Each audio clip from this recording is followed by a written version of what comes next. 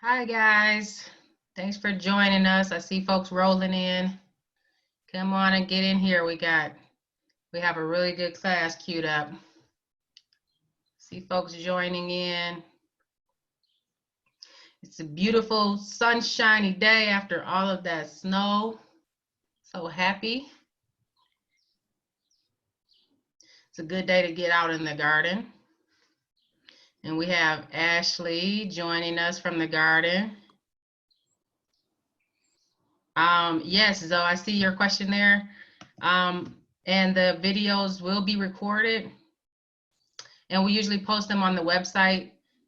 Usually takes, a few days to post. So you can find that on the website. Yep. So if you're joining and you're new to Zoom, take a minute to orient yourself to the different controls. There's a few things I want to point out. Hey, Miss Perry, glad you're joining us. A few things I want to point out is the chat box. That's how we're going to communicate today. So if you have questions, I want you to throw them in the chat box. Let's shoot a question out just to make sure you guys are hearing me on that. My question, I want you to throw in the chat box. How are you feeling today? Throw me a chat in the chat box. If you found the chat box, tell me how you're feeling today. Another thing to find is the speaker view, the view. You can do, hey, everybody is feeling energized, sunshine, doing great. There is a, you can go to gallery view or you can go to speaker view. There's a few different view options. So if you're on your phone, you may need to play around with that. You can also swipe, you'll see the PowerPoint on one page, and then if you swipe, you'll see our faces. Hey, doing well, good. I'm glad you guys are doing well.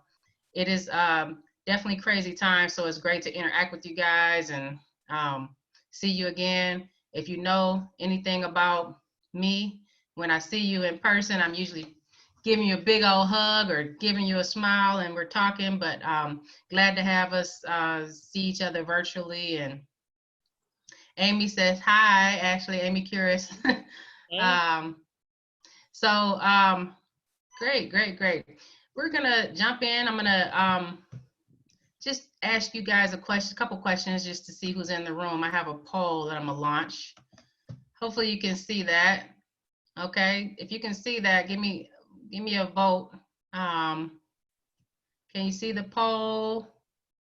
Give me a couple votes. Do you see it on your end, Ashley? Yeah, but it says I can't vote even though I really want to. Oh, oh, you know why? Because I have to change there was an option to say if you're a panelist, can you vote? So the first question, are you a member of the Garden Research Program? No, yes, been around for a couple years. Let us know. Let us know who's in the room. Are you familiar with garden planning? This is the topic for today, garden planning. Let us know how familiar you are with that. Then I was asking, what is the size of your garden? Just want to know who's in the room. What size garden are you working with? And what type of garden are you? Give you a couple minutes to answer those questions so we can see who's in the room. Hopefully you guys are having a great day.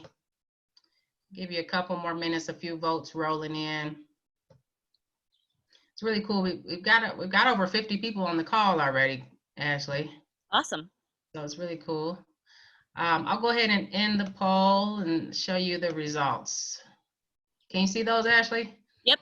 All right, so we've got most people on the line are GRP members already. That's great. We got a few newbies here. Awesome. And a few people who know nothing about the Garden Research Program. So if you don't know anything about the Garden Research Program, I'm glad you're here today. The Garden Research Program is facilitated by a nonprofit called Keep Growing Detroit. Both Ashley and I work over at Keep Growing Detroit.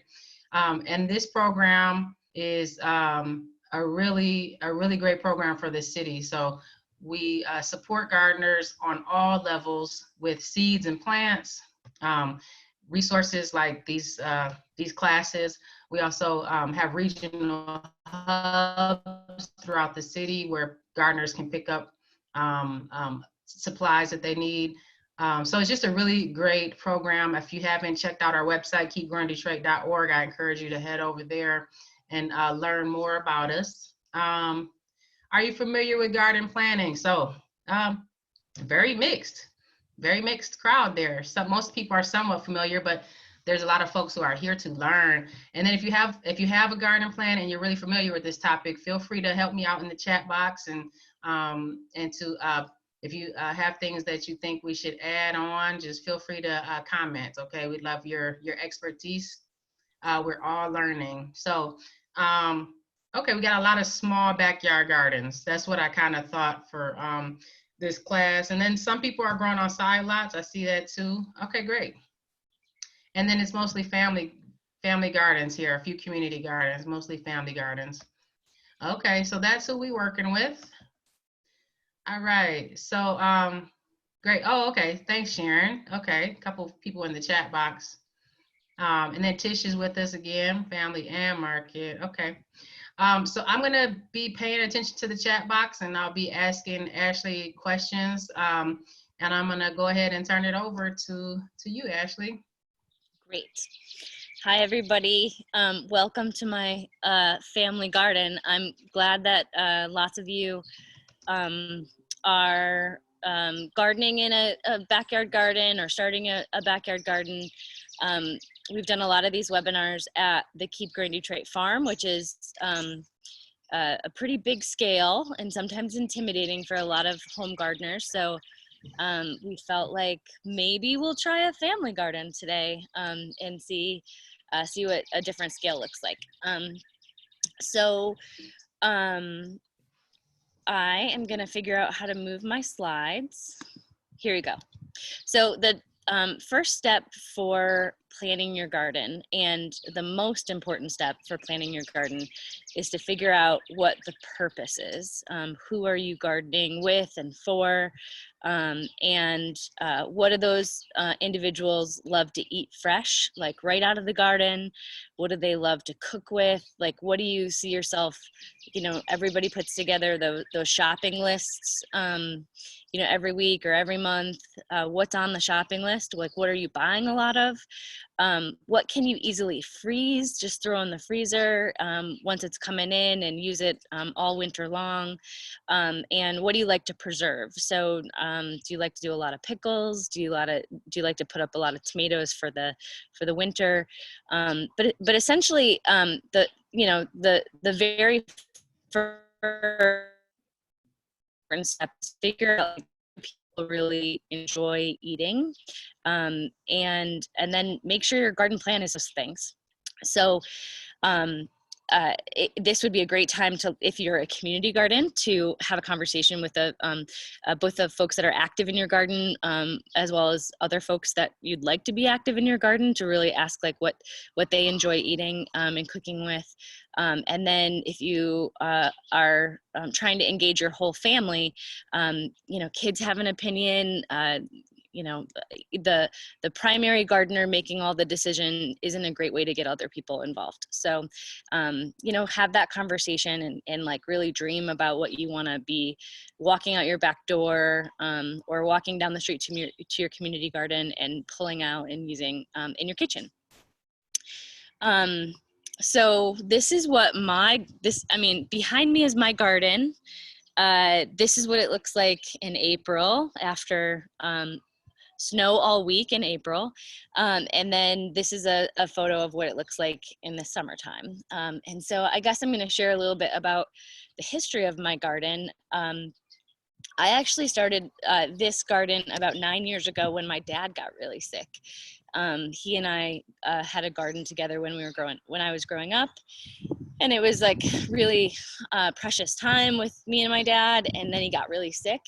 And I just started to make a garden in my backyard. And he passed away around Easter 8 years ago. And that's when I planted the first crops in my garden. And these really lovely red bee balm that you see in the picture are from his garden that I stole from my mom's house and brought to my house, and now my garden is filled with his plants. And I just share that because I know this time is really hard for a lot of people. We're all dealing with a lot of stress and some loss. You know, and gardening is, if you know, it's great physical activity. It's great, you know, it's great for your mental health, and it's, you know, definitely great for your physical health as well. Beth says sorry for your loss, Ashley. Oh, thank you. Yeah, it's hard. So I'm going to start with, you know, for Garden Resource Program members and even people that aren't in the Garden Resource Program, the Garden Resource Program is a great resource for anyone who's interested in gardening. So first and foremost, I got to let you know that we distribute about 90 to 100 unique varieties of fruits and vegetables in the Garden Resource Program. And for those people who have been around for a long time, you know that every single year we ask the growers in the program, like, what plants did really well for you? What do you want to keep around? What do you want to get rid of? And Garden Resource Program members have no qualms about saying that broccoli was no good, get rid of it, try something new. And so the list of crops that you see on the Plan Your Garden document, and the link for where this is on the web site is in the corner here. This list is curated over 17 years of the Garden Resource Program being around, and it has tons of really great varieties that gardeners love, and you know, that they request year after year. So the way that it's organized, on the left-hand side here, under spring distribution, you see that these are seeds that are distributed in March, and in this case, with the pandemic, in April. Those are cold weather seeds, meaning that they can be planted direct sown in the ground in cold weather in March and April. Then cold crop distribution, we do a bunch of transplants. So these are also cold crops, but they're transplants, right? So I have one right here from my GRP pack. Look at how beautiful those are, grown right here in the city of Detroit. And then on the right-hand side, you see it on the top, the hot crop seeds and plants. And then we have a fourth distribution, the fall crop seeds and plants. So the beautiful thing about the Garden Resource Program is we do a lot of the thinking for gardeners. So if we give it to you, if we give you the crop as a seed, then it's best direct sown. So it doesn't have to go and be started indoors, just sow it directly in the ground. If we give you something as a transplant, it's best transplanted because it needs a little, you know, extra time or TLC. And it's best planted as a transplant. We also take the guessing about when things should be planted out of the equation too. You always know if you get seeds from us in March or April, they should be planted directly in the ground in March or April. If you get plants from us in May, they should be planted directly, in May. So we really try to take a lot of the guessing and the guesswork out of the planning equation. So something that my family does every year is we get a printed copy of this document, the Plan Your Garden list of seeds and plants, or we get I just take a look at it on my phone, and my husband and I go out on a date, and we basically just like get the list in front of us, and we have sometimes a debate, sometimes a conversation about what our hopes and dreams are for the garden for the growing season. We talk about the mistakes that were made, and without blame, and the things that we didn't eat all of, the things we wish we had more of, and we basically just start to use this document to start kind of planning what our upcoming season will look like. So this is a chat box there. hand-drawn picture of my garden. T, did you have any questions yet? Nope, I was just letting them know I threw a link in the chat box to that. Oh, fantastic. Thank you, T. So the semicircle at the top was something that we just added in the last, this would be the second year of production in that space. And the rectangular beds on the bottom are beds that have been around since, for 8 or 9 years. Other things that are really important to know about your garden space is the sun that you have. In our case, the sun kind of sets behind me, and it rises behind me and it sets in front of me, and that essentially means that the whole garden gets at least 6 hours of sunlight per day, and that's that's minimum what most vegetables need. So that's good. But the soil in each bed is a little different. That's just how soil is, particularly in the semicircle that you see there. The soil, it isn't as fluffy and kind of ready for seeds in the same way the beds, the rectangular beds are, because it hasn't been around as long, and it's still kind of unruly. It still thinks it's sort of grass and sort of garden, whereas the rectangular beds, they've been garden beds for a while. They're a lot easier to do things like direct sow into.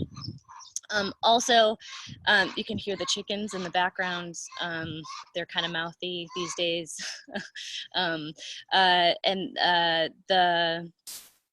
The water source, you want to know where your water source is. You want to know where there are major, trees or your houses that could be throwing off shade, because there's no plants need what they need. You can't negotiate with them and tell them you'll give them more compost if they just deal with less light, right? They need the light that they need. So it's just really good to kind of understand all of those basics. You also might have spaces where you have standing water, where you have a little bit of a slope. Luckily, I pretty much flattened everything out down there, so it's pretty flat.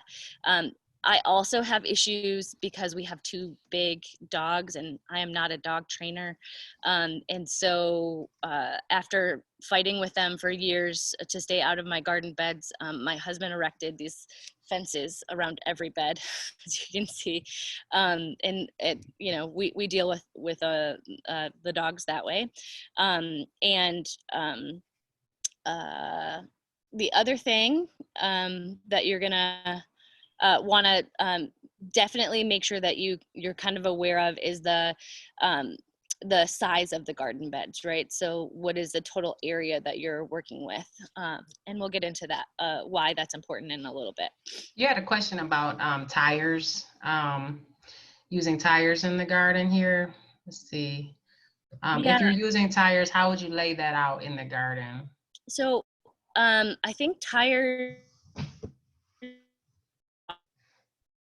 personal preference, I wouldn't use tires. In extreme temperature, all plastic lets some of its oils and the chemicals that make it leach into the soil and into your garden. So I wouldn't want to plant food crops in tires because of that reason. That some of that chemical every single year is breaking down and getting into your soil. And so I wouldn't do it. But a tire, is just like, it's a circle, right? Rather than than my rectangles. Depending on the size of the tire, right? They're going to be about 1.5 square feet to 2 square feet, and so you're gonna want to pick the crops that you put into it accordingly.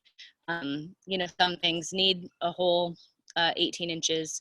In other things, you can get multiple plants in a small kind of circle. Hopefully that helps. So the next thing I wanted to share is the information that is available on your Garden Resource Program seed packets and in the planting directions that you get with your crops. So the planting instructions for spraying seeds and plants are also on the website. The link there is there on the corner. I have been in the Garden Resource Program since it was started, right?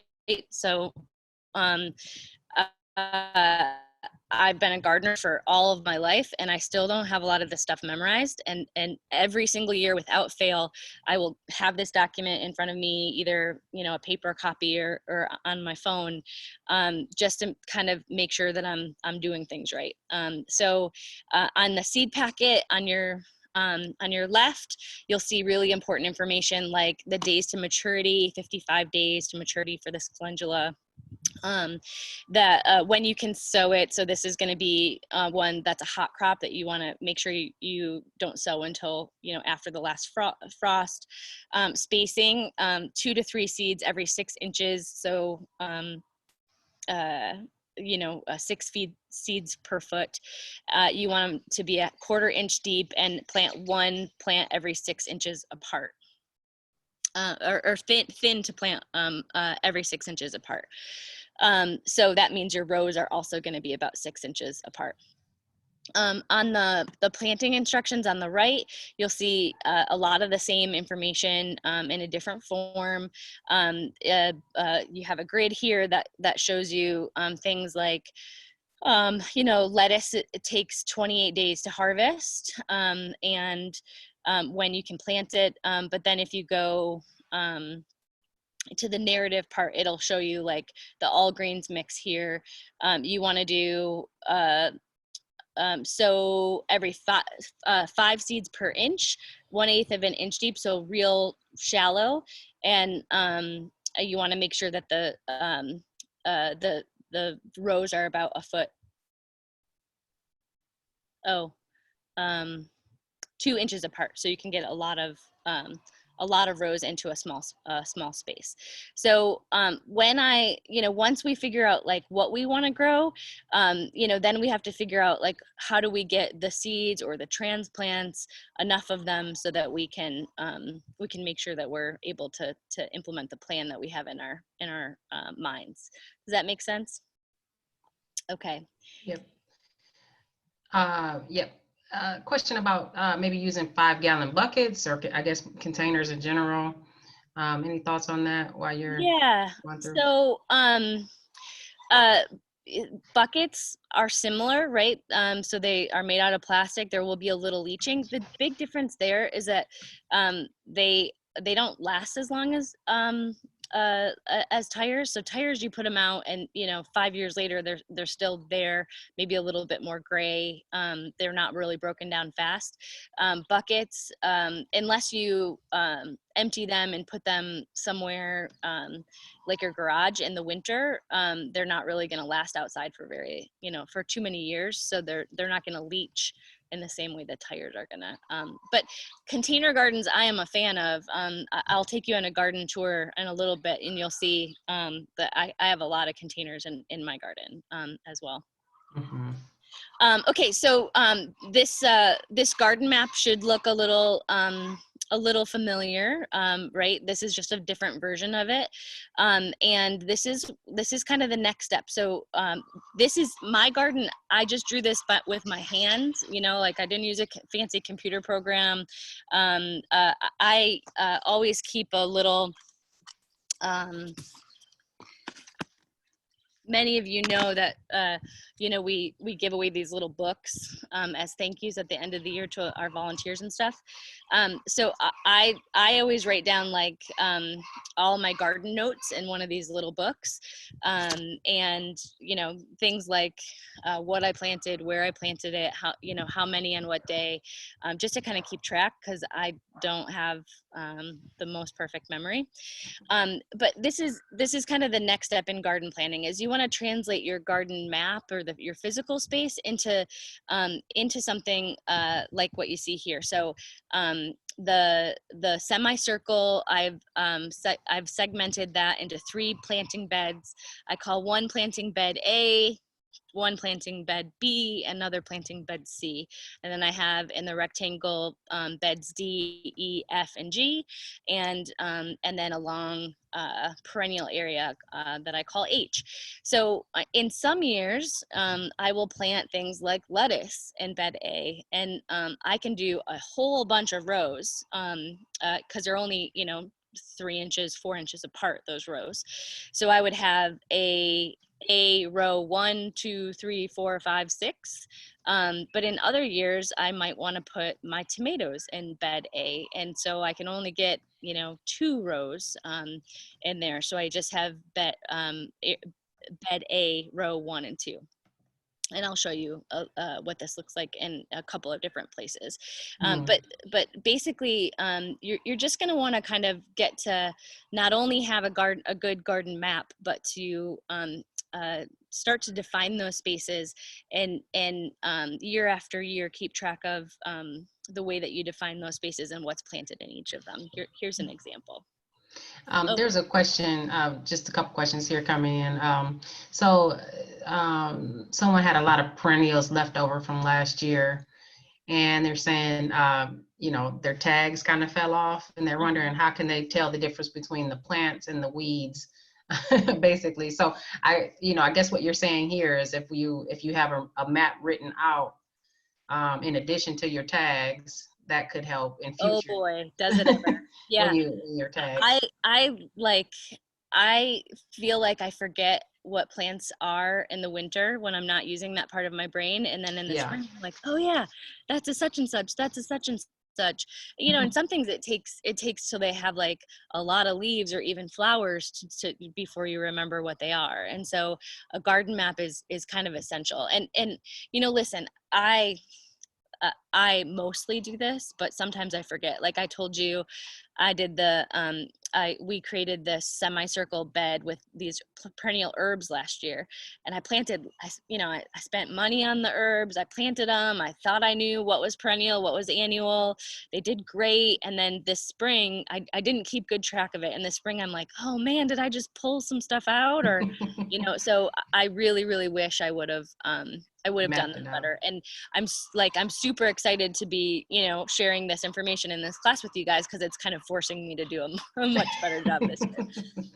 Are you going to talk about thinning at all? They had a question about thinning. Okay, we'll wait till you get there then. Okay. So, one incredibly important part of your garden is perennials. So, you can think of garden planning as like what you do in 1 year or one growing season, but I think more and more these days we really need to be thinking about garden planning as both what you're doing this growing season, but also like what's the big picture of your garden. And so I really enjoy perennials. One reason is because a lot of fruit in Michigan are perennials, and who doesn't like to eat fruit, right? The majority of fruits and vegetables that Americans are eating are mostly fruit, right? And so, it's highly advisable to buy the perennial fruit. It's a one-time investment, and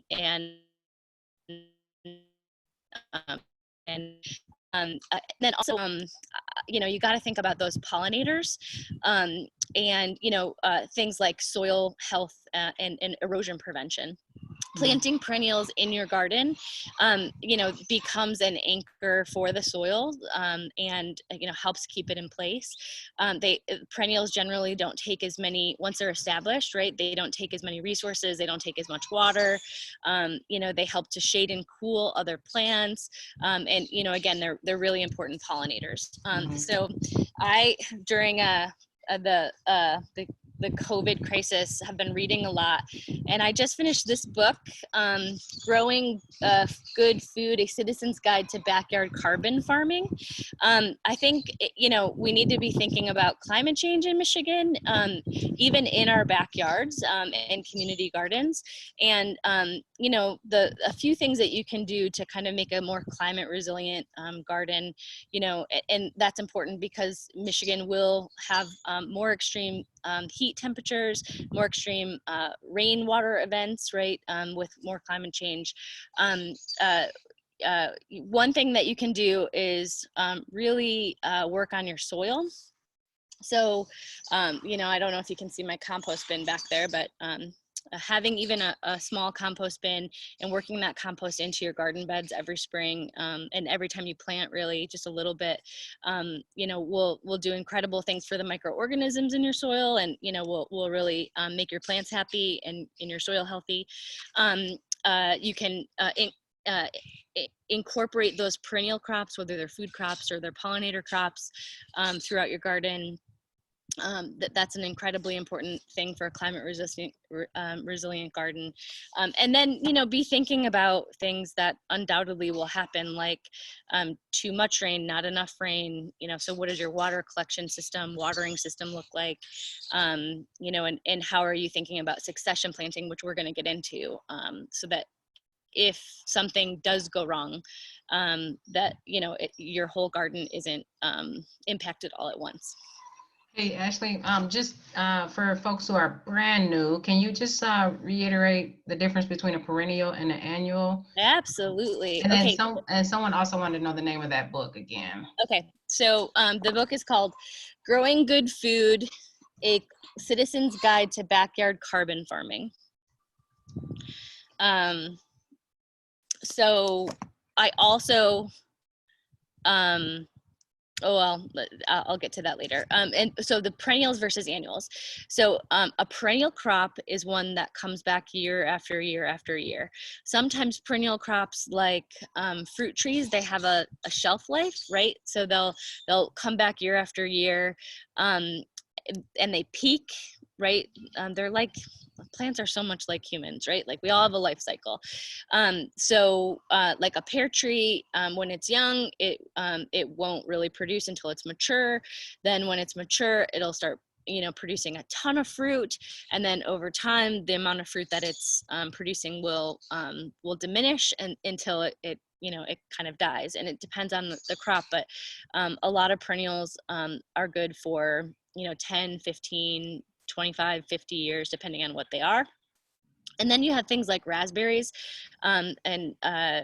raspberries, their life cycle, it isn't 15 years, but they send out shoots. So they send out new plants, kind of like strawberries will send out what they call daughters. So the elder strawberry will live its life, it'll send out a daughter, and then the daughter will be the next generation. So those perennials are typically a little bit more expensive, sometimes harder to get the hang of, but once they're established, they have a lot of really, really good attributes. An annual, on the other end, is a plant whose life cycle just lasts one growing season. So its whole life cycle is started and finished in one growing season. Does that help? Yeah, thanks. Okay. So this is my garden circa 2019, the photo that I showed you when we started the presentation. So you can see on the right-hand side, I have my compost bin, my pear tree, I have some blackberries, a currant, some gooseberries, and some raspberries. Those are all perennials. And then my semicircle. In bed A, last year I had eggplant and peppers. In bed B, I had a whole bunch of herbs and edible flowers. In bed C, I had parsley and basil and a couple perennials. In bed H, it was all perennials and annual flowers mixed in for my pollinators. And then bed D and E, I had some kale, cabbage, broccoli, Brussels sprouts, lettuce greens, radishes, beets, arugula, celery. E and F, I had tomatoes, watermelon, and garlic. This is kind of the answer to those questions. So I just shared what I planted. I also did some succession planting. So like after I harvested my broccoli that I planted in April, I planted more and during fall crops. After I harvested my my lettuce and arugula in the fall, I planted radishes and spinach. So I did have a few beds where I was able to get multiple successive plantings, right? So a cool season planting in the spring and a cool season planting in the fall. But honestly, I'm not the best at that. I do my best. But I'm gonna, that's one of the goals this year, is to do better with that succession planting. Okay, don't hate me when I tell you this next thing. What didn't you use? So eggplant, I like the idea of eggplant, but I don't really cook a lot with eggplant. I know, Oh. I know. My neighbor's got a lot of eggplant, but I just didn't really use it. Okay, also don't hate me when I say watermelon. I had 5 huge watermelon all at the same time. I can only eat so many watermelon. So, you know, and they vine, right? Next time you have that problem, call me. Right? But like, you know, to make matters worse, like, you know, watermelon, they vine and they take up a lot of space. And Yeah, they do. I think what I learned was that I like to go to the farmer's market and buy watermelon when I want them. And then Brussels sprouts. In previous years, I had great luck with Brussels sprouts and I ate them all. But this year I froze some, but then I had some out there when it got really, really cold and I actually didn't use them. So, you know, when you're thinking about Brussels sprouts, something that has like a pretty long life, you used a lot of important real estate to grow those Brussels sprouts and then you didn't use them all. So you just gotta, you know, you gotta change. So I wish I had more salad greens and cooking greens. I buy that stuff all the time. It's pretty expensive at the market. I can grow a lot of it in my garden. And so I'm gonna, you know, change that up this year. My herbs, tomatoes, and peppers did really well last year. Thank goodness. I cook a lot at home. You know, we're on a tight budget, so we don't go out much. So we're constantly cooking, and fresh herbs, you know, it's just amazing to like be in the kitchen in the middle of preparing your dinner and go out in the backyard and grab, you know, whatever herbs that you need in order to, you know, make your meal really delicious.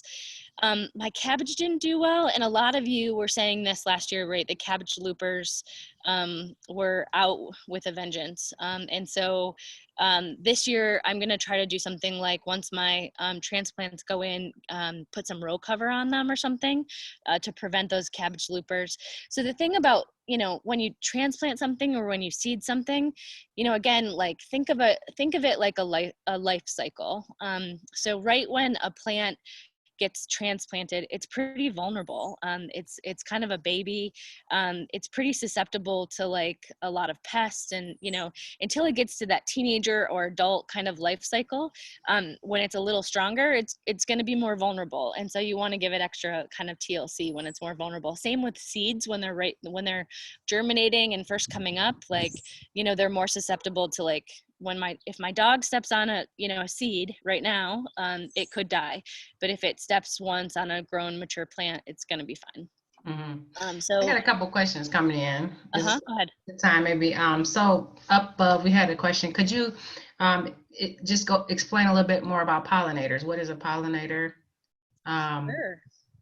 So a lot of people think of pollinators as just honeybees, but I think there's something like 400 varieties of native bees in this area. So they're honeybees, and then all the native bees like bumblebee, and then in addition to that, pollinators are butterflies. They're even flies and beetles, but they're mostly insects that takes pollen from one plant and transfers it to another plant, which aids in the reproduction cycle.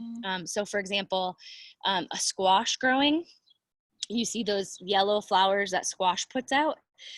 Some of those flowers are female and some of those flowers are male.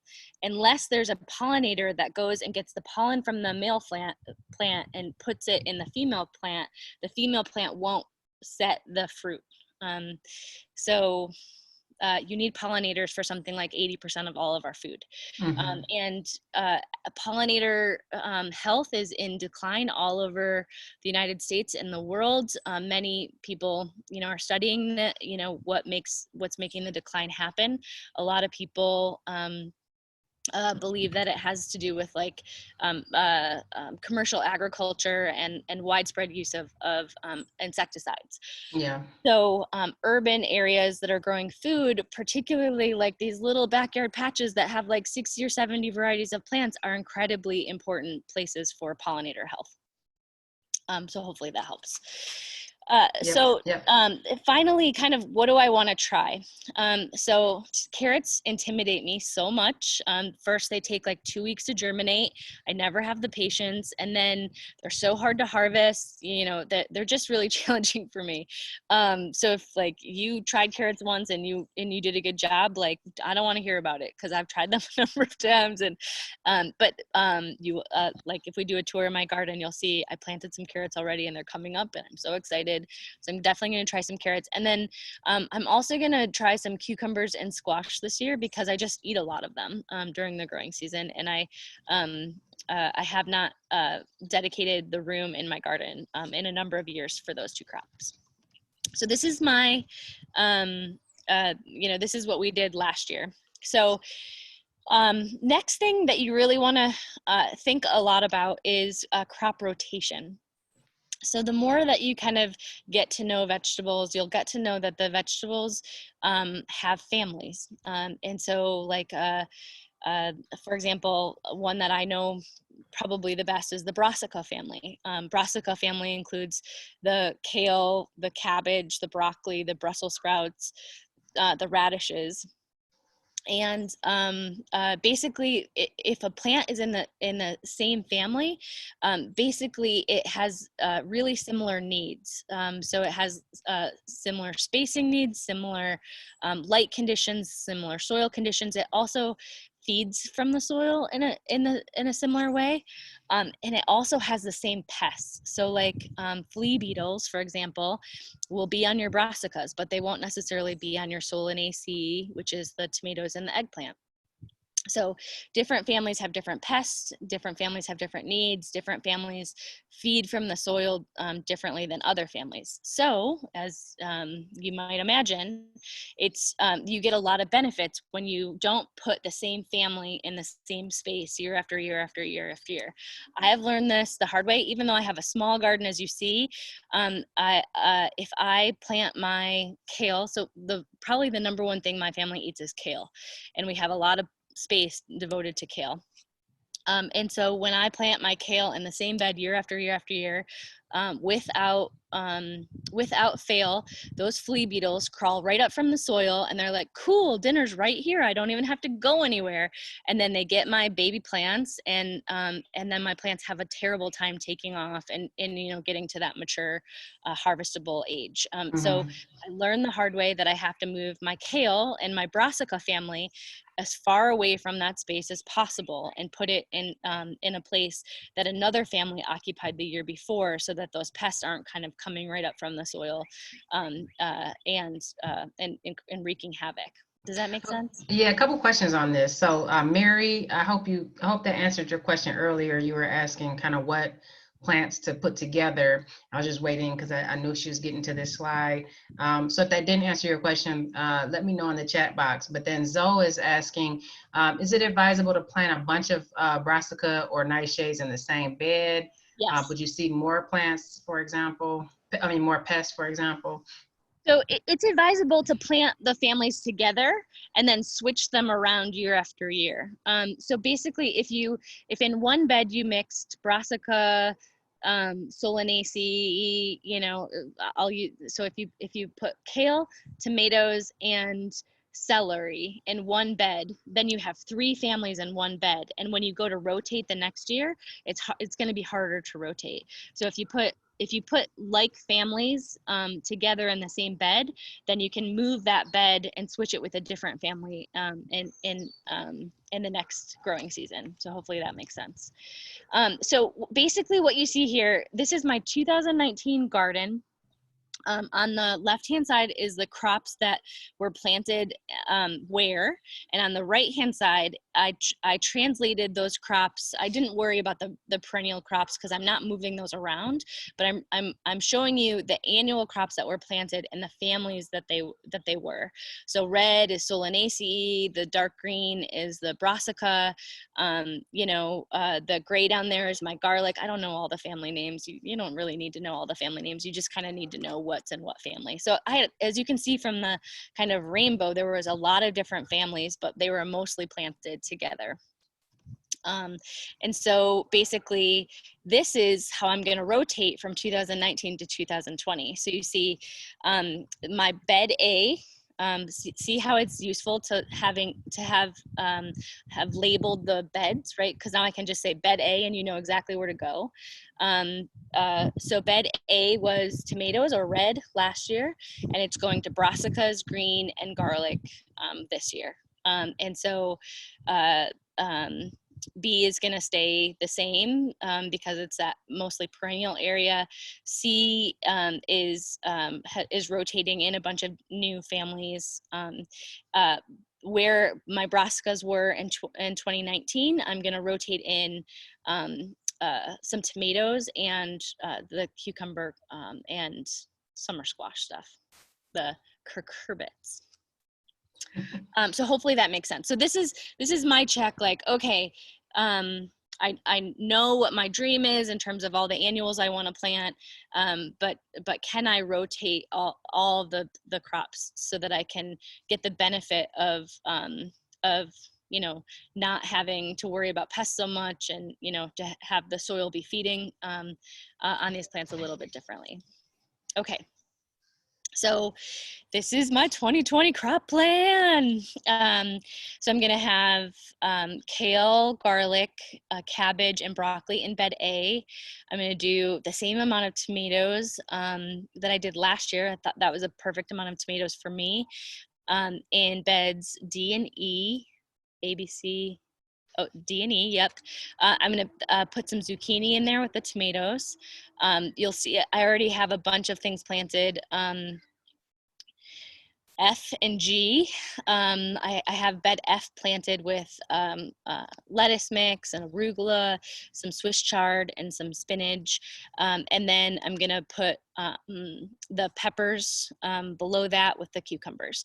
So you'll see the eggplant that I determined that I'm gonna give up the eggplant because I just really don't eat it. It's not in my garden plan this year. But carrots, for example, one of the things that I really wanted to try, are represented in my my plan. I also am gonna do some succession planting. So when I get my, when I harvest my broccoli and cabbage, I'll have room for some more broccoli in the fall and some scallions, or some greens, green onions. And then when I get my my peas and radishes out, I'll have some room for beets. And we're going to talk more about succession planting in a second. Mm-hmm. So, a question here, when you're saying rotate, what does that actually mean? So rotate, so that means, so this slide shows you my garden, right? So on the left is 2019, on the right is 2020. Rotate means basically I'm moving green dots, so brassicas, to areas where there were solanaceae, red dots. So I move my green to my red to my yellow to my blue, right? Like you move the plant families around so that it year after year they're not. Hopefully that makes sense. Can you figure out another way to explain it that I'm? Yeah, I think we got it. Okay. And then do you recommend, so somebody was asking, didn't see flowers, like some people intersperse flowers in their garden? I do that. I always buy, and I know my space pretty well by now. So I used to like really go a little overboard. I mean, you saw the picture. I'm not very good with spacing. I just want it all in the same space. And I want, you have to remember, in order to thrive, plants need space. And they grow and mature and get larger over time. And so, a lot of people in spring, they see that the plants have extra space and they just fill it. And I'm probably one of those people. But I have learned that my garden typically has enough open space once I get all my vegetables in for about four packs, so 16 annual flowers, and I mix them in for sure, because I like to have cut flowers in my house in the summertime because it makes me happy. I also you know, get a lot of, I think, benefit from edible flowers in salads and, you know, in baked goods. They're just beautiful and a celebration of, you know, nature. So yes, I am a fan of mixing in annual flowers with my perennial flowers and with my vegetables. Okay, so this chart is helpful in determining how much yield you can anticipate. So you know, at the end of the day, you may not necessarily be going, you may be going for beauty, you may be going for, you know, just trying new things. That might be your goal. Your goal might be that you want to have a lot of variety, right? The more variety that you have, the more resilient your garden is, the more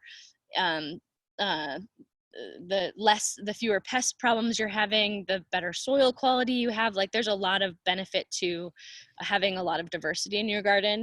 But if you know your family or know your community and you just need to, you know, grow 100, 200 pounds of cabbage, and, you know, because you have like a value added product you're trying to make, or, you know, because you're Polish and you just use a lot of cabbage in your family, then you may want to think about the garden plan in terms of how many row feet do I need in order to get to a certain quantity of vegetables. So if you look at this, we'll use cabbage as an example. Not many people have 100-foot row that they can deal with, can work with, and I definitely don't have a 100-foot row, but I have a number of 10-foot rows, and so like cabbage. You know, in a 100-foot row, you're going to get 150 pounds or 60 heads in there. So in a 10-foot row, wait, you're going to get that's Chinese cabbage. Okay, yeah, 150 pounds and 60 heads. So in a 10-foot row, you might be able to get 6 heads, and you'll get 15 pounds of cabbage out of that. And so, you know, be thinking of it both ways, both like, what are you dreaming about? You know, what do you want to try? What are you interested in? But also, you know, do you have a specific goal for the amount of food that you want to grow? Garden Resource Program members, of course, there's a difference between new members and what we call veteran members who have been around for 5 years or more. But when we survey veteran members, they're saying easily the majority of fruits and vegetables that they're consuming during the growing season are coming from their garden. And so I think that it's totally possible in a small space, especially if you're using succession planting, meaning that you're planting something, using it, and then filling the space as early as possible to get 2 or 3 plantings of something rather than 1 planting of something in the growing season. If you're really if you're working hard at it, you can grow a lot of food. A couple questions here. Just Sharon was wondering if you can speak, if you're going to speak to this later, we can do it later, but just something around vertical growing and like organizing your rows to better grow vertically. Maybe talk about some trellising systems at all. Sure. Yeah, we're going to get to that in just a sec. Okay, and then someone had a question about where to get soil, and I can address that toward the end too.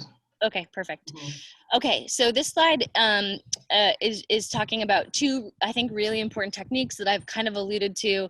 So succession planting, I've referenced a number of times, is planting. Succession planting is when you stagger plantings or plant multiple crops in the same area throughout the season. So if you have cold crops like broccoli, it thrives before it gets too hot. A lot of times when you put cold crops in the ground late, or if summer just comes on really, really early, they start bolting and they go right to seed. So again, right, plants are living organisms with a life cycle, and if plants are stressed out, their first reaction a lot of times is they're going to just try to reproduce. They're going to try to go to seed as fast as possible. So, but if you plant broccoli right now, because it's a cold crop, it will mature within 50 days, and by the time you harvest all through your first crop of broccoli, it'll be perfect timing to put more broccoli in July or early August as transplants, and then you'll still have 50 days before the hard frost hits to get a second crop of broccoli in. So don't just do one round of broccoli, do one round of broccoli, get it out, and then make room for more broccoli and do a second. That's succession planting. Another way that you can do succession planting, and I really need to do this a better job of this myself, is instead of, if you know you're going to do a row of radishes, and this is the culprit in my family, radishes and beets. If you know you're going to do a row of radishes or a row of beets, there's really no reason to plant the whole row all at once, because what happens when you plant the whole row all at once? It's ready all at once, and my family can't eat that many radishes. So you could adopt a style where you seed a quarter of the row and then with radishes, and then 10 days later seed another quarter of the row, and then 10 days later seed another quarter of the row. So instead of you having 20 pounds of radishes to deal with all at once, you have 5 pounds of radishes and then 5 pounds of radishes. And so that's one way to really do succession planting.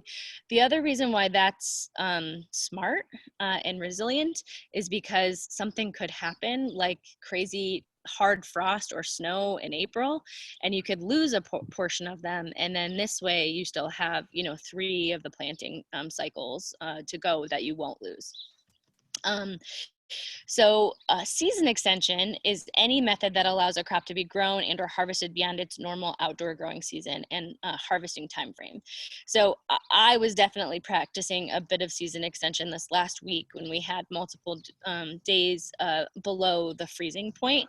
I basically had a ton of stuff planted. I had lettuce and arugula and beets and radishes, peas. Some of these things, definitely would have not survived the frost that we had. But I just took old bed sheets and my tomato stakes. I laid my tomato cages down on top of my seeded beds. I put an old sheet on top of the cages and created a little cold frame. And overnight, when the temperatures are below freezing and would damage the leaves, the delicate leaves, they were covered. And then when the sun comes up and it starts to get nicer, you just remove those sheets, and you're basically providing some protection for your plants. So that's one form of season extension. Another that's used commonly in the city are things like quick hoops, which you see in the photo on the top there at the Keep Growing Detroit farm. They're like hoops with floating row cover over them. Another is the hoop houses or high tunnels, that some people build. And then this picture on the bottom here is another example of kind of season extension and succession planting. So you see in the picture, there are 3 lettuce plants on the top and a tomato plant on the bottom. And so basically what's going to happen, like if these plants all grew at the same rate and were harvested at the same time, it would be a disaster. They're planted way too close to each other. The tomato would just eat up the lettuces basically, but they don't grow at the same harvested at the same time. The lettuce is going to grow way faster than the tomato is, and so basically you're robbing that real estate that the tomato doesn't need. You're filling it with the lettuce, and that lettuce will be like done, finished, harvested and eaten before that tomato needs the room. So that's one way to practice those things. That's good. You got a couple questions on that slide though. Okay. Want to dig into this a little bit. So question, so with succession planting, do you remove the older plant like at the root that you already harvested? So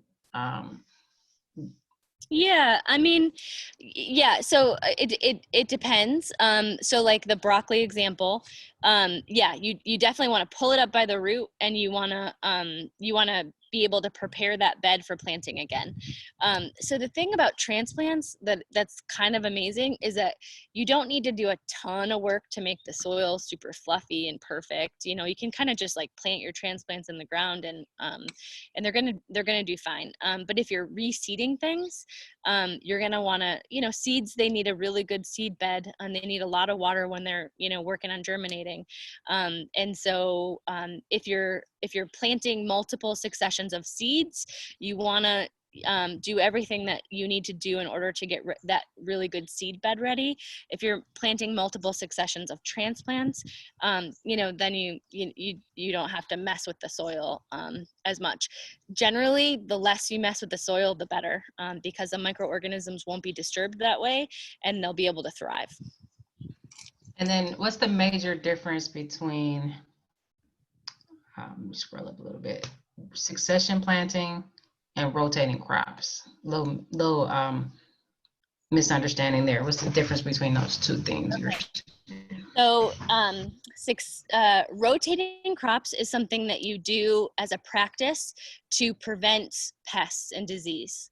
And succession planting is something that you do to have more control over when things are harvested, or to get more things harvested out of the same amount of space.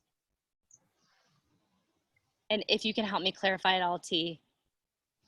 Hopefully. Yeah, no, I hear you. And I think of rotating as like year by year. So this year I'm rotating crops to different areas of the garden, where as succession I'm planning to, in one season, grow different things in one bed. So yeah, that makes sense. the way that they intersect, I guess I would say, is like in one growing season, if you choose like, if I chose to put lettuce in bed A, I would do my succession of lettuce in bed A. I wouldn't move it to bed B until the next growing season. So so you're totally right. Crop rotation is something you do annually, and succession planting is something that you do multiple times in 1 year. Okay? Yep. So this is the back of the Plan Your Garden document that T shared a link for. So on the front is that all the listing of crops and like when they're available through the Garden Research Program.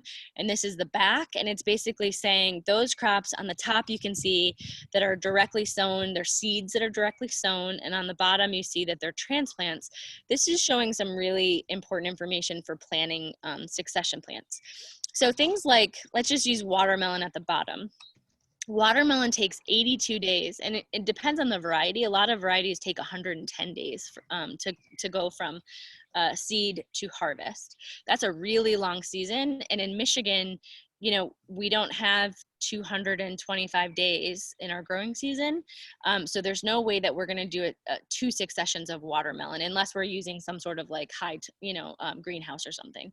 So it's not a possibility to plant 2 successions of watermelon because of the amount of time it takes to get that big fruit. Other things like that have only 1 or 2 blocks. So like tomatoes, it only has like 2 blocks. It can either be planted in, you know, May or June. Watermelon can be planted in May or June. You know, you can plant it earlier or you can plant it later, but you can't plant two crops of it and still get harvest from it. Other things in the direct sow, in the top portion, zucchini, yard-long beans, winter squash, those are other crops that have such a long growing season that they're just really not good candidates for succession planting. But the other crops on this document, the ones that have, you know, 4, 5, 6 of the months in gray, those can be planted. They have a wide time frame where they can be planted, and those are great candidates for succession planting. So like arugula, you know, the top one there, that can be planted in March, April, or May. You can put a little in each month and then get it all harvested and then plant it again in August and September. So if you're really like trying to challenge yourself, you could probably do, you know, 3 succession plantings of arugula in the same space if you wanted. And that's where you're going to take a small space and really increase the amount of food that's available. Another really great candidate for succession planting is, you know, look at those snap peas. There's like, you can see it perfectly there. Like there's a, you know, get them in March or April, get them harvested, and then get them back in August or September. So this is just an amazing, you know, if you look at this document that way, you can really start to plan out, you know, some successions. And I'm supposed to, you know, it's just smart to remind you guys, right, that, you know, start small. If you've never done succession planting, choose 1 or 2 things and try to do it well. Get the hang of it, and then, you know, see where it goes from there. That's the beauty of gardening, right? Like, you never have the perfect season, but you always got another chance as long as you're living, right? Like, you always have another chance. And so, you know, try to challenge yourself, try to do something new. And then don't be too hard on yourself if it doesn't pan out, because, you know, it might not be all your fault. It could be Mother Nature.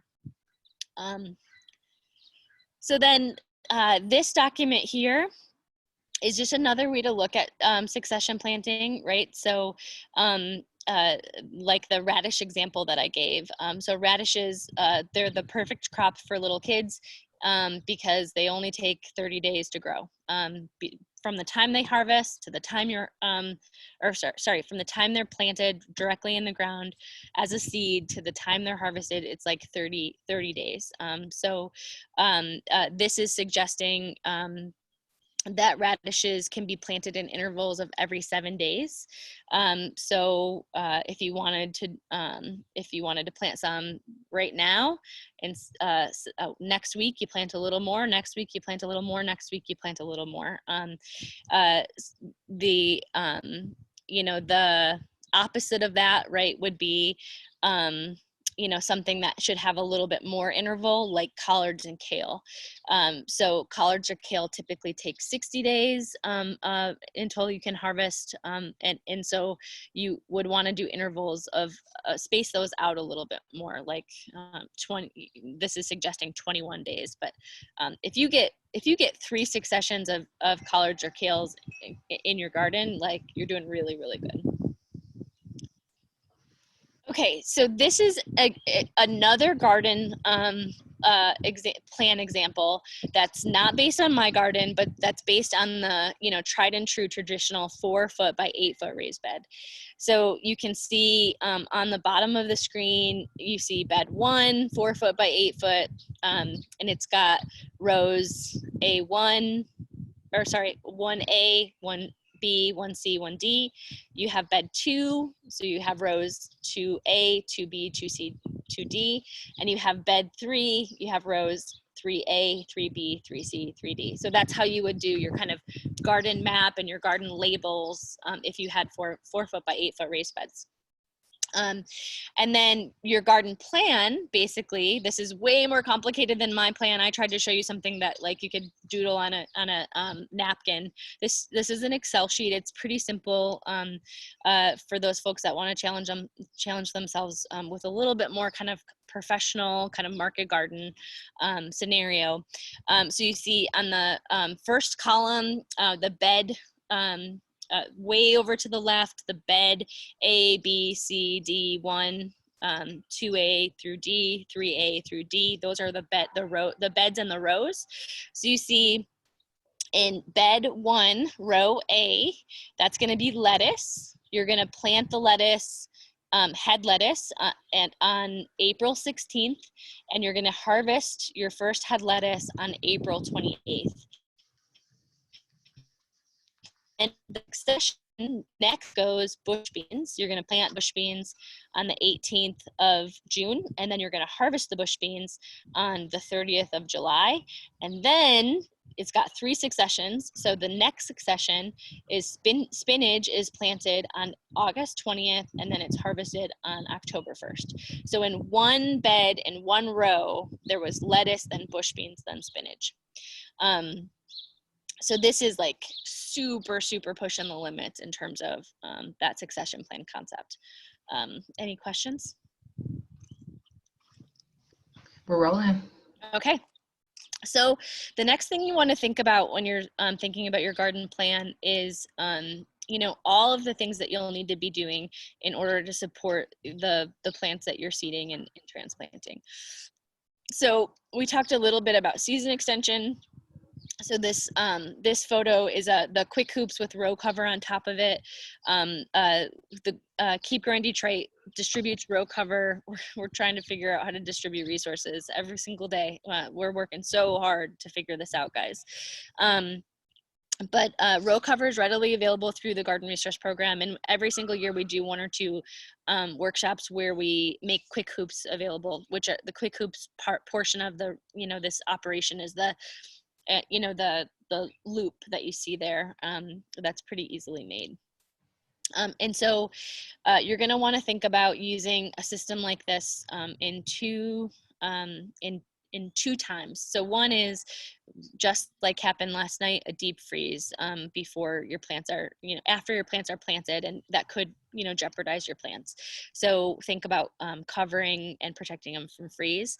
Another time you're going to use row cover is again, when you first seed or transplant something, your plants are babies, so they're very vulnerable, and they're going to be real vulnerable to pests. And you may want to use row cover right when you plant your transplants, just to prohibit pests from getting in, you know, taking their toll on your young plants.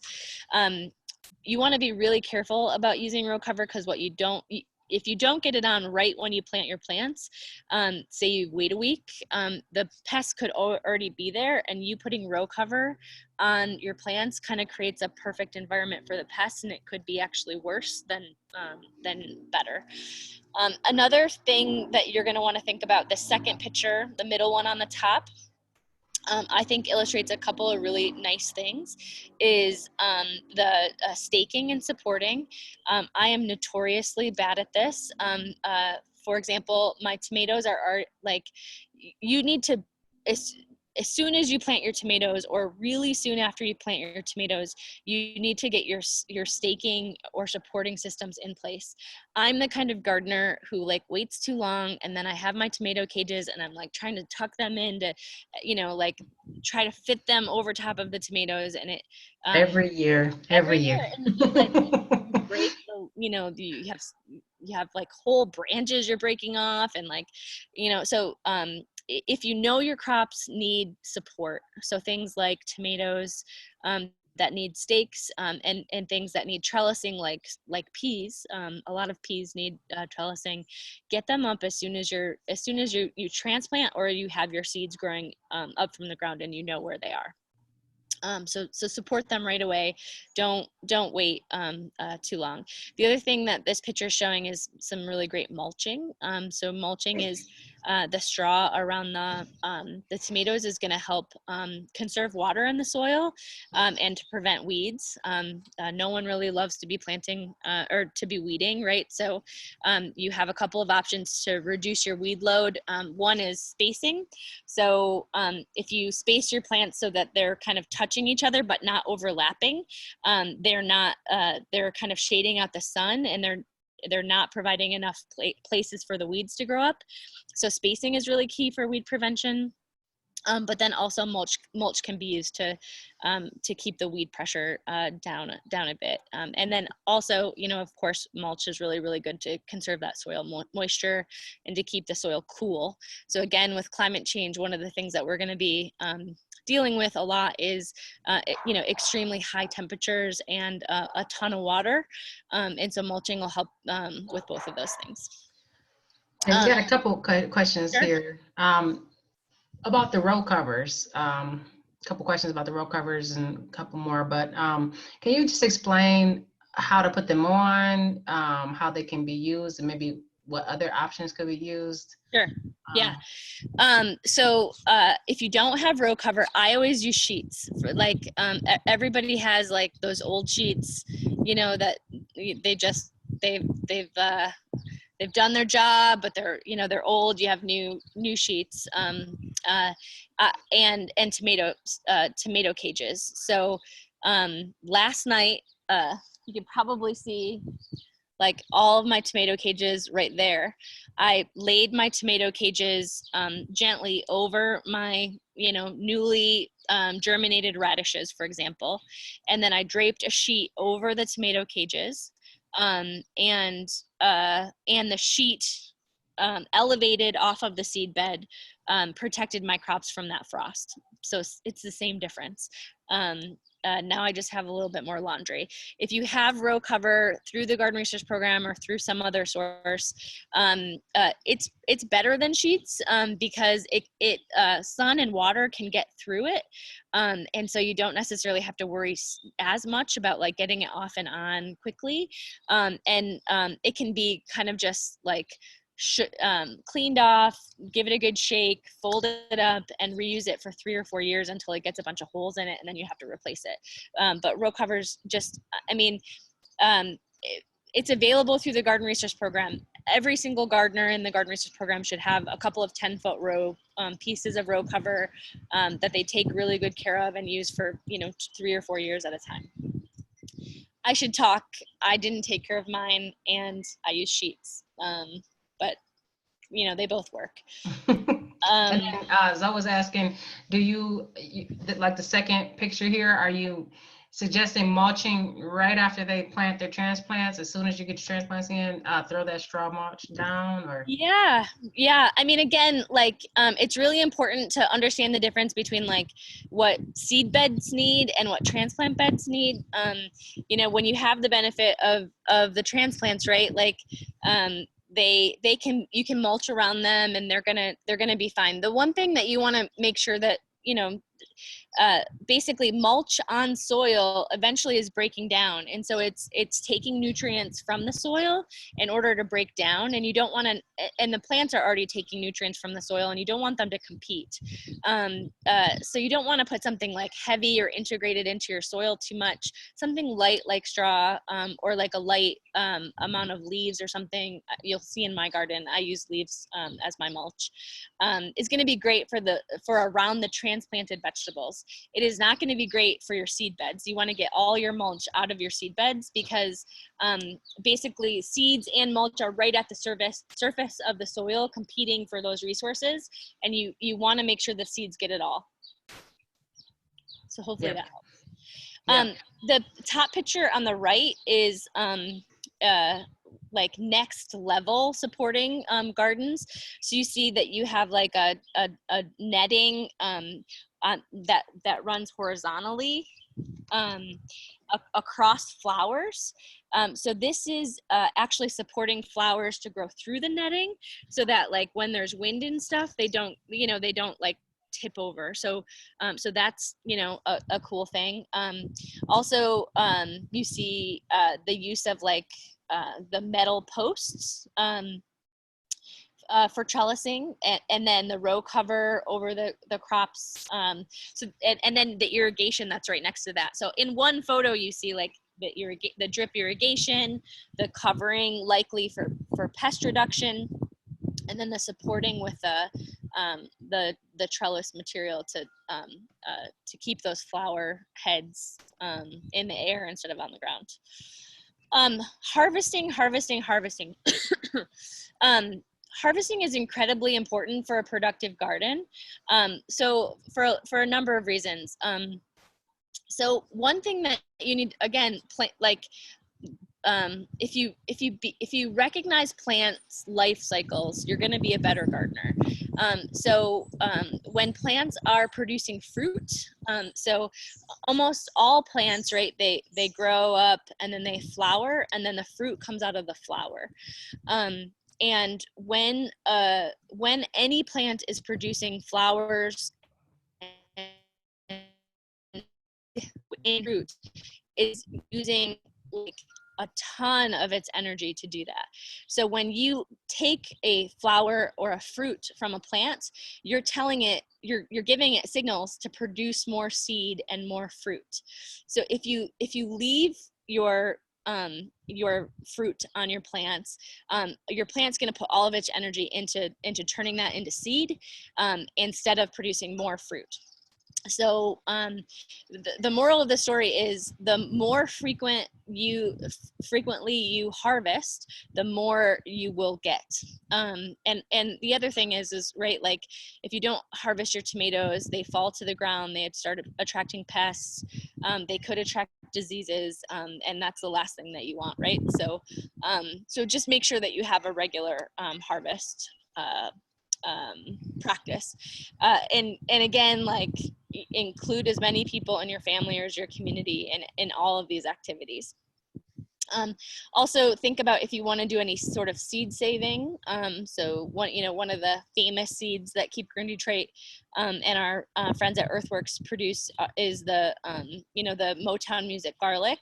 But if you plan to save seed, you have to be really intentional about that seed and a plan for saving it. So, for example, a lot of crops, in order to produce seed that could be used year after year, they need adequate space away from each other. And so when you're doing your garden planning, if you have crops too close to each other, they're cross-pollinating each other and you might not get viable seed from them. So if seed saving is in your garden plan and your goals, you're going to really want to think about how to do that spatially. And then the timing is really important too. And then, of course, last but not least, think about some sort of preservation plan for the things in your garden. I think one of the things that is definitely underutilized is the freezer.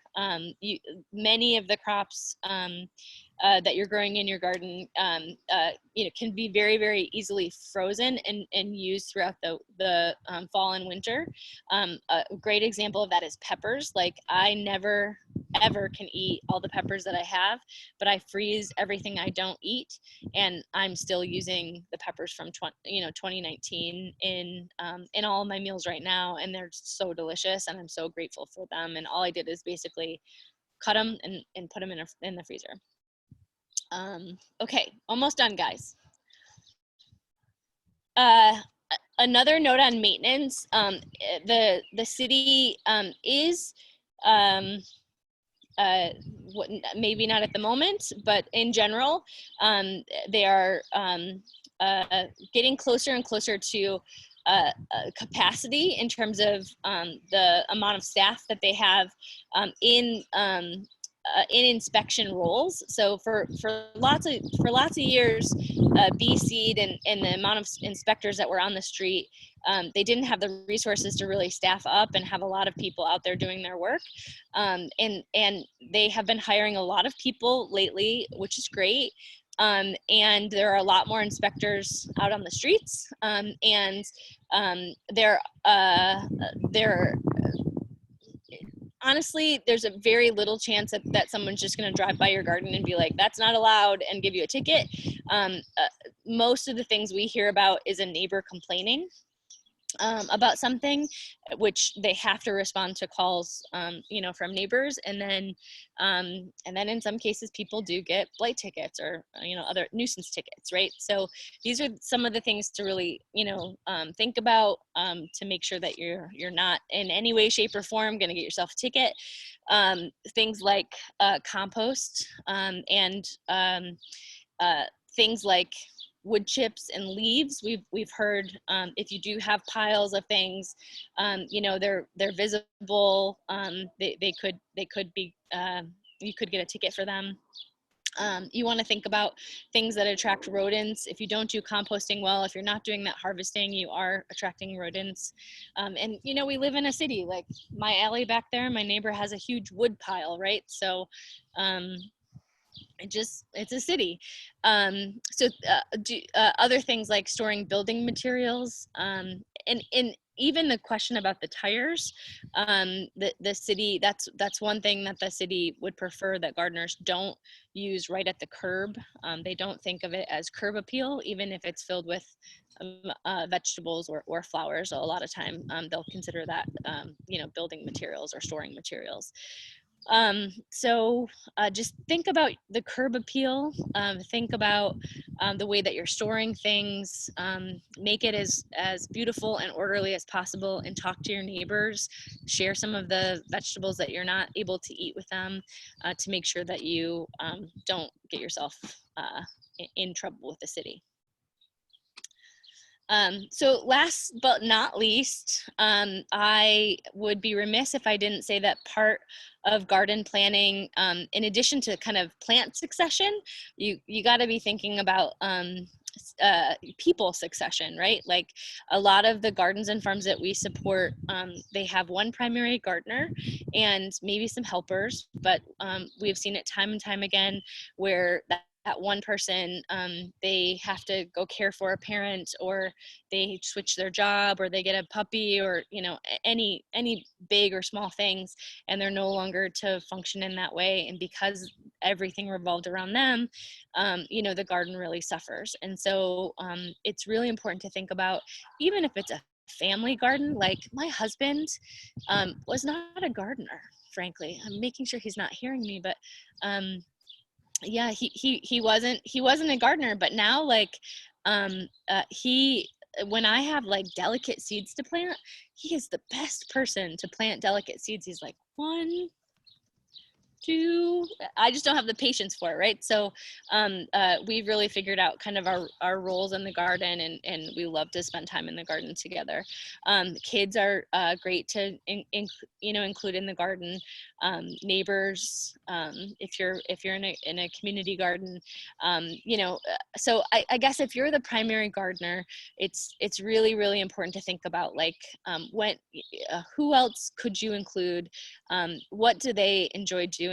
How can you delegate? How can you really set people up for success in supportive roles in your garden? The more people that you have that know what they're doing, that know how to navigate the beds, where things go, just the easier everything will be. And so definitely at every stage, from kind of dreaming up your garden to planning for the year to month by month getting through all of your planting and maintenance, try to include as many people as possible, and try to think about ways to make those roles accessible for them. So I think that's it, guys. Yeah, there were a couple people wanting to see that one slide where you had the ABC garden plan. Yeah. And I told him, let's wait to the end so you didn't have to go back. So is that what? No, this one. No, no, I think it was before that, because they were asking me for, I think it was the first one.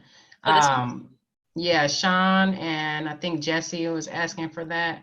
This Is one? that the one? Yeah, Sean said thank you. Yeah. Yeah, so like last year I had Solanaceae in A, so I had peppers and eggplant mostly. And peppers and eggplant, like this is another trick, is like once you figure out like what you love to grow, figure out what like the spacing they need is. I know, like I told you, I love kale. It's my number one. It's my jam. And I know kale needs 18 inches. So I also love radishes. And I know radishes are planted in rows 4 inches apart. So if something is planted 4 inches apart in bed A, that looks way different than if something is planted 18 inches apart in bed A. So once you kind of, we all have a palette of things that we enjoy. Once you figure out what that palette is, like learn what family is that plant in, so you know about rotation, how many days to maturity, so you know about succession, what's the spacing, so that you know how approximately how many plants you can get. And once you know those 3 or 4 things about the plant, then you have like a whole arsenal of information to like move around your garden plan. Yeah, a couple questions coming in here. Have you tried doing broccoli in a container? And what size container would you use for broccoli? broccoli needs, is one of those plants that needs about 18 inches. So if you do a container, most containers are circular. So you want the diameter of that circle to be at least 12 inches because, you know, it can kind of hang off the sides, but ideally 18 inches. So I can kind of get up and show you around a few things. So I don't know if this is going to work. Hey, Ashley, will you stop your screen share and then your view will be full view on there. Okay. I just click on that button. Yep. What do I do? I'm clicking on it and it's just going through my. Oh no, if you just I think it says stop. Here, I did. Boom, I did it for you. You did it. Okay, cool. So, oh yeah. Okay, so here is so this is bed A over here. I don't know. Can you guys see that? Okay, bed A over there. That's D and E with the tomato stakes in it, or the cages. See how I basically use leaves? Like all my neighbors know when the leaves fall, I'll take them from their front yard and I'll put them in my yard. And I mean, the beautiful thing about this, right, is like, yeah, sure, there's some weeds in here, but like, you see this, T? Yep. Like, look at this. It's perfect. That's your shadow is in the way a little bit, but yeah, beautiful. Can you see the worms and all the microorganisms? I'm a total garden nerd. So containers. So here's my bed C. Can you see that? Yep. So there's radishes. My peas are coming up right there. And look at my carrots. So exciting. And then I have some herbs back there. So I have my perennials over here.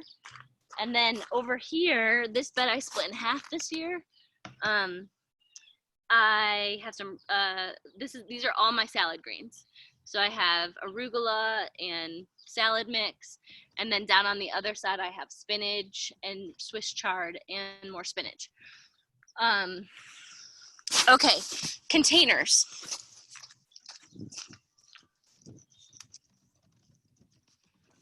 So I use containers from like plant. If I buy like a shrub rose or something, I'll save the container. See, like this was like a probably a tree of some sort, and I just save the container and I put herbs and stuff in those. Here are my perennials. Got a lot of raspberries and stuff over here. And then I have, you know, my containers. I got all my chamomile. I just broadcasted in there. I've got some cilantro. Yeah. So it's a little garden tour. I guess I could show you thinning a little bit. Someone asked about that. Yeah, while you're walking, do you always plant in rows or do you ever plant in blocks? It depends on the crop. So I wouldn't, like radishes, I wouldn't plant in blocks, because they wouldn't have the space that they need. But like, I do a lot of blocks of like garlic, for example. Okay, so maybe can you see that okay? Yep. It's sideways. Oh, is it? I don't want to put my computer. Oh, I can. Okay. Can you see that okay? You're gonna have to angle down. Yes, perfect. Beautiful. Okay. So these are arugula right here. My husband did it. He's just so good at this. And you know, they need to be a little bit thinned. So essentially thinning is just like over time, pulling a few out to make room for the others. And I'm gonna eat these. You know, don't think I'm composting these. I'm gonna definitely eat these. Put these in my salad later. But you're just basically survival of the fittest. You know, grabbing every other one to make room. And you don't have to do it all at once, you know, because like after time, a little bit of time, you know, you'll get to see more and more what's going on in there, and you know, you may do a little bit at a time. Plus, if I'm snacking on them, you know, I might just take one or two, and then the next day take a few. Yeah, and just said microgreens, yes. TS, what does broadcasting mean? Broadcasting, great question. So essentially, broadcasting, so like, okay, see, if you plant things, so let's say this is your row, you can plant a seed every like 5 seeds per inch, like that. That's what my husband's really good at. Broadcasting is when you have a seed bed and you just like sprinkle the seeds into that area, and then maybe sprinkle some soil on top of it, you know, to get it all planted. So I'm better with broadcasting because I just, you know, you just throw the seed on the ground and then see what comes up. So the chamomile, you know, was definitely in a block, but the radishes were in a row, direct sown. Hopefully that makes sense. Mm-hmm. Yep. Any final questions? We're at about an hour and a half, and so I was trying to get through a lot of them on the chat, but I may have missed them because started going a little bit fast. Actually, a lot of folks were saying thank you, thanks to KGD for keeping the resources coming as much as possible. There were a lot of questions about where to get soil and things like that, so I wanted to wait to the very end here. But if there's any questions about the content here, watering, do you want to speak a little bit on watering? Yeah, so I mean, obviously you want to pay really close attention to what Mother Nature is providing. And then you know, like, just like I was saying about getting to know your favorite plants, like the spacing and, you know, what family they're in, different plants like different amounts of water at different life state cycles, right? So a general rule of thumb is like when you direct sow something, like your soil needs to maintain it, be moist consistently in order to really do a very good job germinating those seeds. So you're going to want to really be diligent about providing that extra water when things are seeded. And then, you know, vegetables generally need like an inch of water a day. I think that's the rule. Inch of water a week? Maybe an inch a week. Google it. This is what I would be like, keto, what about yeah, but when after your plants are kind of out of that kind of baby phase, definitely when you transplant something, you're basically putting the plant into shock because you're getting it out of its old environment that it's used to, putting it in a new environment. A lot of times when you transplant things, plants will go into shock and they'll kind of their health will get worse before it gets better. And so while it's in shock, make sure it has lots of water, but once it's established, you know, it'll kind of show you when it needs water. It'll droop, and, you know, but you don't want it to get that far. But if Mother Nature doesn't water it daily or every other day, a lot of times you need to provide some supplemental water. Yeah. Also, oh, sorry. I just wanted to share a few cookbooks because, again, part of, you know, I think cooking and gardening go hand in hand, and part of you figuring out what plants you really want to grow is like, what are you going to use? What are you excited about cooking with? favorite cookbooks right now, rough, and it's all about like it's super focused on vegetables grown in Michigan, and it like has a ton of tips about how to use common things that would be common in your garden. I highly recommend it. And then this one here is called the Flavor Bible, so I love this book because you basically like look up anything, like anything, and then it tells you like what its affinity, like what it goes well with. So like, again, a lot of times, right, like you get bok choy in your garden resource program pack. And so like you plant bok choy, but you've never like grown, cooked with bok choy. You don't really know how to use it. So a book like that's not exactly recipes, but that tells you kind of like how to riff with various like herbs and vegetables is really great. If you find out what goes well with it, then a lot of times it's just much easier to like work into your meals. So you don't want anything to go to waste.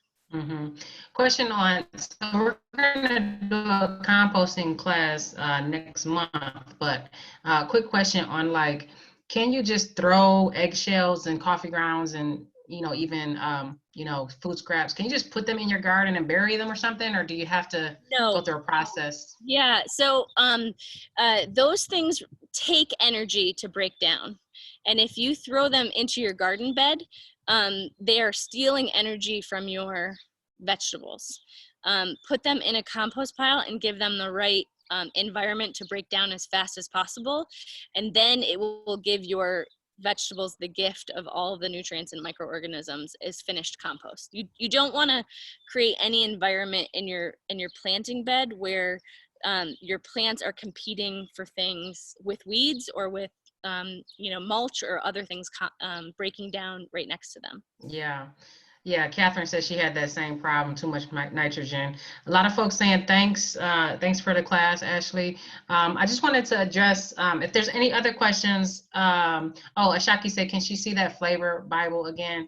If there's any other questions that I missed, go ahead and throw them in the chat. I wanted to address a couple folks' questions about getting soil and gardening supplies right now. It is really tough. As you know, we have the stay in place order up until the end of April here, which is kind of not allowing us to get certain supplies. So we do have a few options. If you can give us an email, we want to make sure that this information gets to GRP members for sure. So give us an email at info@keepgrowingdetroit.org so we can point you in the right direction. Regarding soil testing, unfortunately, right now our lab is the lab that we usually take stuff to for our soil testing is not is closed, is not functioning, and so give us a call, let us know you need a soil test, and we can get you on a list while, that once that lab opens, we'll get out there and get those soil tests going. I did have one question further up, Ashley, about advice on growing tomatoes in a greenhouse. And I think that was just about it in terms of questions. Okay, so we are actually transplanting tomatoes in our greenhouse right now. It's a solar passive structure, so that's not heated. And you can actually, there are lots of solar passive structure options that are pretty low cost. But the benefit of that is that you get to start your tomatoes out at least a month early, and so if you're at a market, you'll have tomatoes a month earlier than other people, right? Or if you just love tomatoes and you know that that's your like number one crop, why not have them a little earlier? So you can also push the season the other way and do tomatoes later. But I generally see them happening earlier in hoop houses. So with that, it's important. Hoop houses, the rain can't get into them, right? So you have to be really, really, really diligent about watering. And in hoop houses, a lot of times tomatoes will grow, least 10 feet into the air. And so you have to be really, really diligent about staking. So we typically hang trellis material from the ceiling and have it go all the way down to the ground, and then clip the branches of the tomatoes to the trellis system so that it, you know, it has support, you know, as high up as it needs. And then I think the most important aspect of tomatoes in a high tunnel is pruning. And I think more people should know about tomato pruning in general, you know, both in their outdoor gardens as well as in the high tunnels. Basically, it's kind of like trees, right? So like, if there are strong kind of arms of a tomato plant, then that's gonna allow you know, fruit to develop and be sturdy.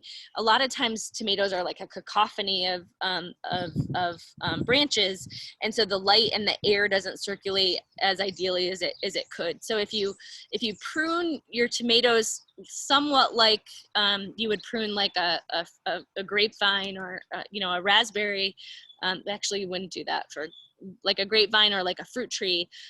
You're allowing light and air into your branches and having that's helping especially larger tomatoes develop and have the kind of light, air, and support that they need.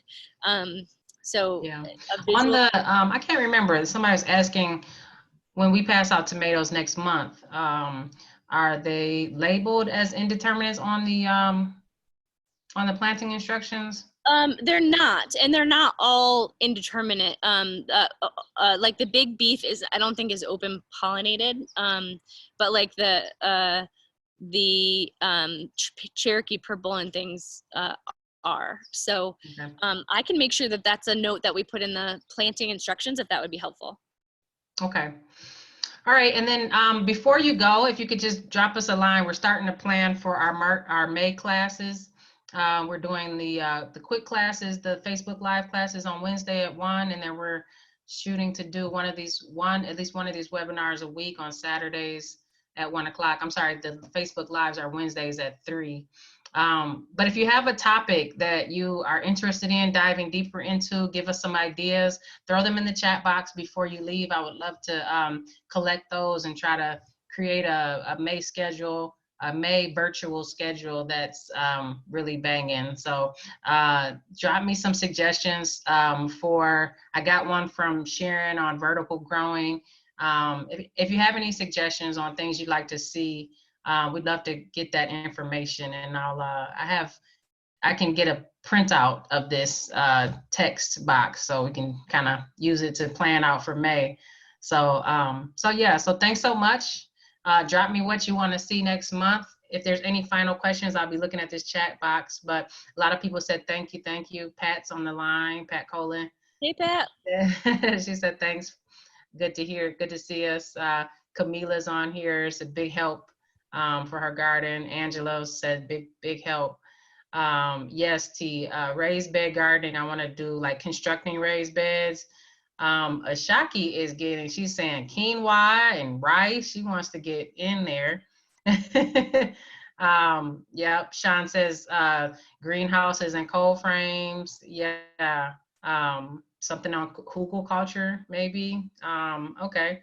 Composting, yes. Pest management, definitely got to do that next month. Yes, these are all great ideas. So before you go, drop me some ideas in that chat box, what you want to see. We'll try to keep curating classes with these content things in mind.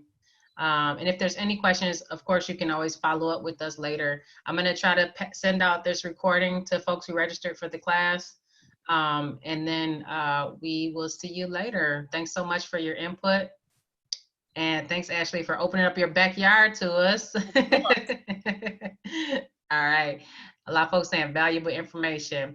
Okay, guys, we'll see you next week. If you registered for the next class, is Introduction to Beekeeping next week. So if you haven't, jump online and register. All of the links to register are on our webpage. All right, great class. Everybody said great class, great class. Bye, guys. Bye, see ya.